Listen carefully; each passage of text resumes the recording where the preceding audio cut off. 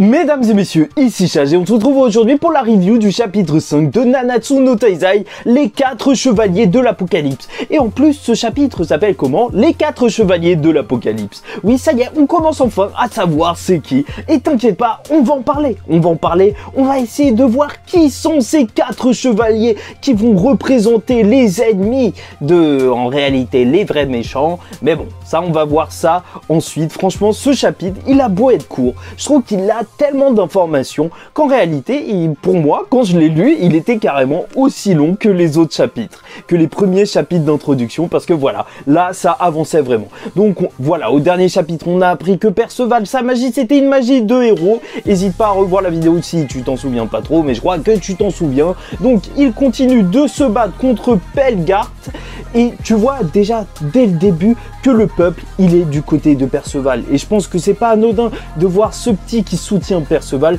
parce que durant tout le chapitre, on va nous montrer qu'en réalité, les vrais gentils, ce sont les 4 chevaliers de l'apocalypse. Donc, le combat, il va plus ou moins continuer, tu vois, Pelgart, il va se dire, ouais, il est vraiment doué, ce gosse, mais c'est normal. C'est vrai que Perceval, là, il arrive à se battre avec sa magie contre un chevalier sacré. Sauf qu'en réalité, il n'est pas si fort que ça, même si au début, ça le fait rougir. Et franchement, voilà, on retrouve ce caractère qu'on kiffe chez Perceval. Bon, juste en 4 chapitres, ça y est, je kiffe le perso. Mais bon, carrément, il va tenter de dire, bon, bah, vu que t'as été impressionné, j'ai plus ou moins gagné, hein, on peut passer à la suite.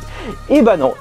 Et franchement, Pelgart, il va nous sortir sa magie de feu, mais là, il va bouillonner, mais littéralement. Oubliez pas qu'il a un genre d'Amaterasu, hein, des flammes qui ne s'éteignent jamais. Donc, c'est très, très puissant. Tu vois, si tu as regardé Naruto, tu te rends compte à quel point cette technique peut être puissante. Et même, si tu n'as pas regardé, tu te dis vraiment que c'est puissant. Et c'est Donnie qui va le protéger. Donnie, c'est vraiment un personnage appréciable, une grande surprise en fait de ses premiers chapitres, parce qu'on ne s'attendait pas à ce qu'il y ait un personnage comme ça. Mais il va essayer de défendre Perceval en faisant voler Pelgart. Voilà, on avait appris que lui, il aurait aimé être chevalier sacré, sauf qu'il avait juste pas assez de magie. Sauf que voilà, quand même, il arrive à faire le taf. Il arrive à faire le taf, à repousser un petit peu Pelgart, mais sauf que quand il va commencer à attaquer Pelgart et faire tout exploser, bah là tu te rends compte qu'il y a quand même un fossé énorme entre un chevalier sacré et un random qui utilise de la magie. Bon, et voilà, encore une fois,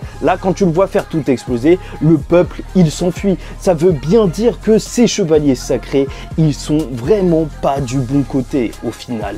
Et c'est là que le renard assez mystérieux qu'on avait vu depuis le début des chapitres, tout le temps à espionner de loin, va arriver. Bon, il a une amulette autour de lui et il va lancer une genre de boule avec un sort qui va leur permettre de s'enfuir. Et là, Pelgart, il va bien dire, mais qui est cette personne? Il va pas dire qu'est-ce que c'est, il va dire qui. Donc sûrement que lui, il s'y connaît un peu plus que nous et que ça doit être soit un renard contrôlé par quelqu'un, soit peut-être une âme coincée dans le renard avec le petit médaillon. Et je penche pour Merlin. Il n'y a aucune logique par rapport à ça, mais je sais pas, je trouve que voilà, Merlin, il faut qu'elle ait une place dans cette histoire, donc la voir là, pourquoi pas, surtout qu'elle a l'air d'en savoir énormément sur tout ce qui est en train de se passer. Ils vont être téléportés loin du combat au niveau d'un squelette de dragon. Et ça, c'est super cool. Déjà, visuellement, je voulais m'arrêter sur ça pour vous dire que voilà, Nanatsu no Taizai, c'était un univers, et même si on continue dans cet univers,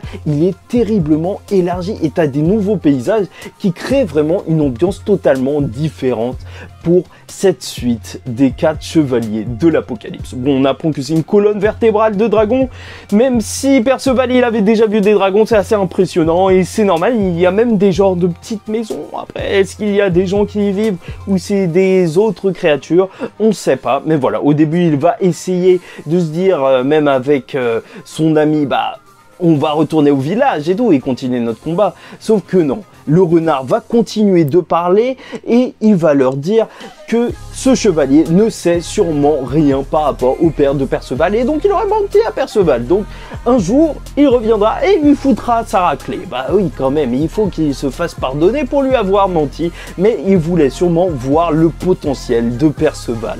Et alors qu'ils vont se diriger vers un endroit secret, donc que le renard va leur indiquer, ils vont parler justement de ces chevaliers sacrés qu'ils seraient à la solde d'un roi malfaisant.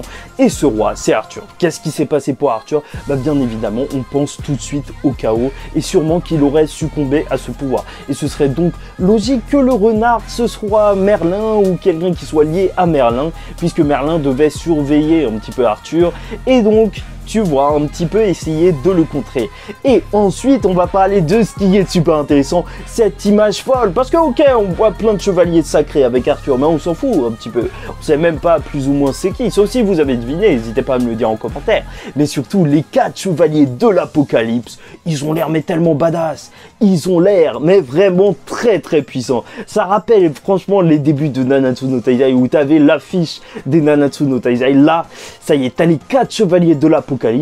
Et ils ont l'air monstrueux, Bah t'as la mort, t'as la guerre, t'as l'épidémie et t'as la famine. La mort, on apprend que c'est Perceval, reconnaissable avec son casque et franchement, ça lui sied à merveille. Voilà, je vous en avais parlé durant les dernières reviews, mais avec son grand-père, son histoire qui commence avec son grand-père, on voit clairement que c'est la mort qui le suit. Et en plus, peut-être que c'est juste des éléments qui vont lancer leur histoire, tu vois. En fait, la mort, c'est lié à son passé et les autres, peut-être que ce sera la même chose. Mais c'est assez drôle de voir ce personnage tout jovial et tout qu'on a appris à découvrir, bah carrément être associé à la mort.